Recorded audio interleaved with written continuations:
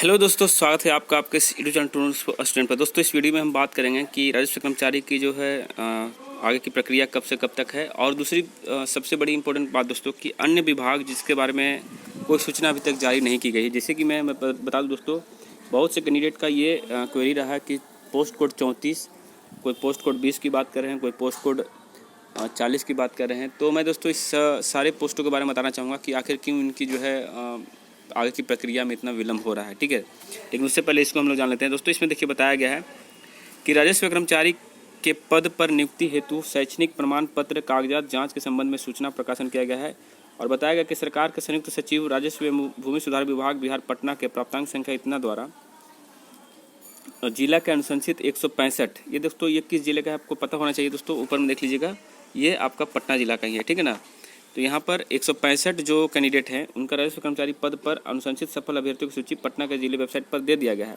और दोस्तों जिनको भी अपना देखना होगा वो अपने ज़िले में जिला का नाम लिखना है, उसको .nic.in लिखना है। जैसे आपको बहुत पहले ही बताया गया था जब पंचायत सचिव की प्रक्रिया चल रही थी। तो जैसे मान लीजिए जहानाबाद के हैं तो जहानाबाद लिखिएगा, जहानाबाद.nic.in। ठीक है। तो बताया गया है कि सारे वेबसाइट पर उपलब्ध है। ठीक है।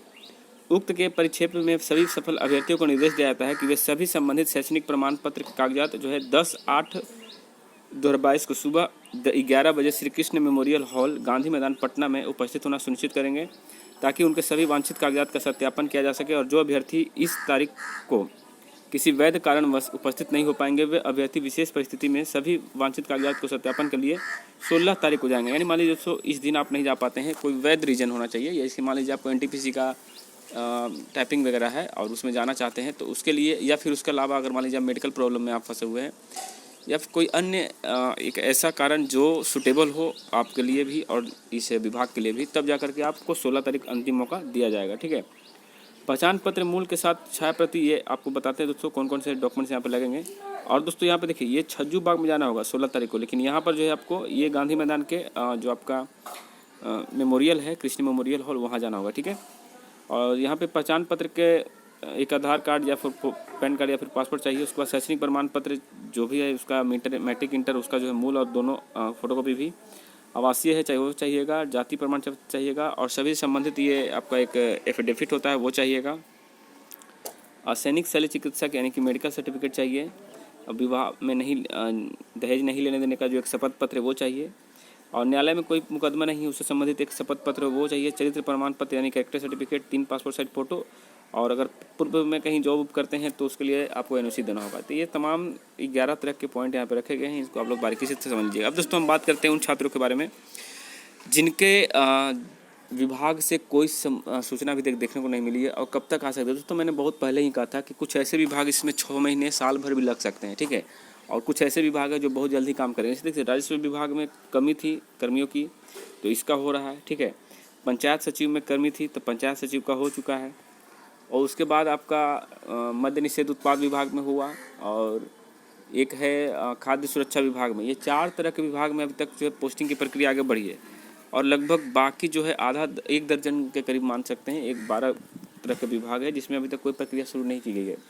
तो इसका रीज़न ये है दोस्तों, उनको अवगत कराना होगा कि आप हमारे लिए जो है काम इतना स्लो क्यों कर रहे हैं। हमें काउंसलिंग कराए 6 महीने हो चुके हैं, 6 महीने क्या 7 महीने हो चुके हैं, मेरिट लिस्ट आए 1.5 महीने हो चुके हैं।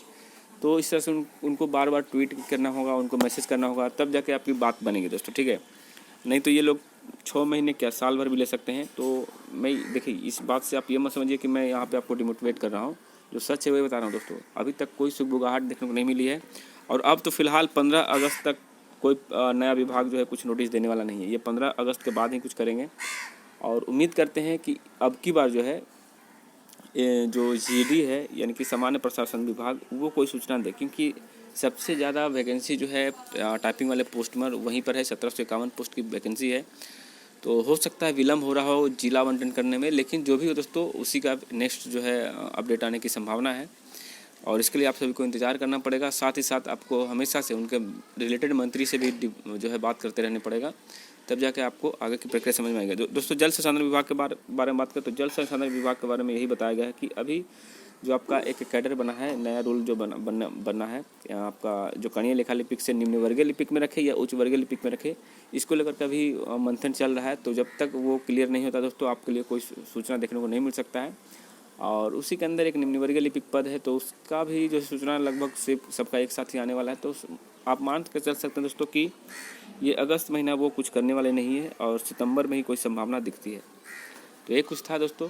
और एक सवाल है जो कैंडिडेट बार बार पूछ रहे थे, और वो सवाल दोस्तों ये है कि प्रतियोगी परीक्षाओं में सम्मिलित होने हेतु विभागीय अनुमति के संबंध में। यहाँ पे दोस्तों एक नोटिस दिया गया है जिसमें बताया गया कि जो भी परीक्षार्थी बिहार में बीपीएससी या फिर बीएसएससी का एग्ज़ाम देती है, और अगर आप जॉब कर रहे हैं तो उनको कितने साल की जो है मान्यता दी जाती है, कितने अटेम्प्ट कर सकते हैं एक एग्ज़ाम में, ठीक है। तो यहाँ बताया गया दोस्तों, देखिए कि अतएव उक्त के आलोक में भविष्य में विभागीय अनुमति हेतु अनुरोध किए जाने पर पूर्व उक्त अवसरों की सीमा के संबंध में संतुष्ट हो लिया जाए एवं आवेदन पत्र में यह स्पष्ट रूप से अंकित कर दिया जाए कि संबंधित परीक्षा में पूर्व कितने अवसरों पर उपभोग किया है। तो दोस्तों यहाँ पे बताया क्या गया है कि आयोग द्वारा आयोजित की जाने वाली प्रतियोगिता परीक्षा में बैठने के लिए बिहार राज्य के सरकारी सेवकों के लिए राज्य सरकार की सेवा में आने के उपरांत अधिकतम 3 अवसरें सीमा समाप्त दी जाएगी। यानी दोस्तों इसका मतलब ये हुआ कि जैसे आज आप बीएसएससी में ज्वाइन कर लिए हैं, ठीक है, आज आप बीएसएससी में ज्वाइन कर लिए हैं,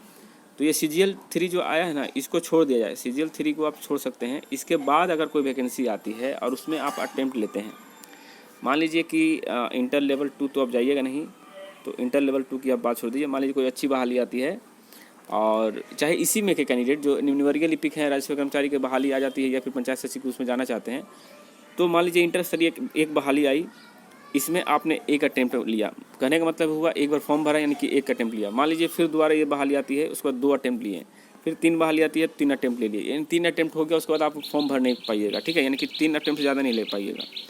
लेकिन यहाँ पे एक चीज़ समझिएगा कि 3 अटेम्प्ट कैसा, जैसे कि बीएसएससी मान लीजिए 3 तरह के फॉर्म निकालती है, CGL निकालती है, इंटर लेवल निकालती है, 10th लेवल निकालती है। तो किस तरह की वो बात कर रहा था दोस्तों, यहाँ बताया गया है कि देखिए आयोग द्वारा आयोजित की जाने वाली प्रतियोगी परीक्षाओं में बैठने के लिए बिहार सरकार की राज्य की सेवा में उपरांत अधिकतम 3 वर्षों की जो है वो आपका सीमा मिलेगा। और यहाँ पे बताया गया है कि आयोग द्वारा आयोजित विभिन्न प्रतियोगिता परीक्षाओं में सम्मिलित होने के लिए निम्न विभागीय हेतु विभाग में पदस्थापित पदाधिकारी कर्मियों द्वारा आवेदन समर्पित किया जाता है, और सरकारी सेवक के उक्त परीक्षाओं में भाग लेने के संबंध में सामान्य प्रशासन विभाग पटना के द्वारा जो है यह प्रावधान स्पष्ट किया गया है। तो यहाँ पर ये नहीं बताया गया दोस्तों कि एक ही तरह के एग्जाम में, यहाँ पे बताया कि बस बीएसएससी का कोई भी 3 एग्जाम आप दे दीजिएगा तो चौथा एग्जाम में आपको बैठने की अनुमति नहीं दी जाएगी। तो दोस्तों इसमें देखिए, इसमें बहुत कुछ कमी है। वो कमी क्या है बताता हूँ। देखिए यूपीएससी एग्ज़ाम जो होता है, यूपीएससी में क्या दोस्तों कि आप 6 अटैम्प्ट लेंगे, तो ये यूआर वाले के लिए होता है। ओबीसी वालों के लिए कुछ अलग से 2 साल की छूट रहती है, यानी 8 अटैम्प्ट मान के चल सकते हैं। वहीं एससी के लिए 10 अटैम्प्ट, 12 अटैम्प्ट, इस तरह से रूल बने होते हैं। लेकिन यहाँ पे कुछ बताया नहीं है, डायरेक्ट कहा कि आप 3 अटैम्प्ट से ज़्यादा नहीं ले सकते हैं। खैर जो भी हो, इस चीज़ को आपको स्वीकार करना पड़ेगा। जय हिंद, जय भारत।